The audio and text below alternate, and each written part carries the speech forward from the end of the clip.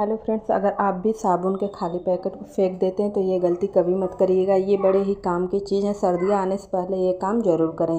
तो यहाँ पर हम खाली जो साबुन का पैकेट होता है उन्हें ले लिए हैं। कोई भी कॉटन ले लीजिए और कोई भी टल्कम पाउडर ले लीजिए जिसका फ्रेगनेंस बहुत ही अच्छा हो।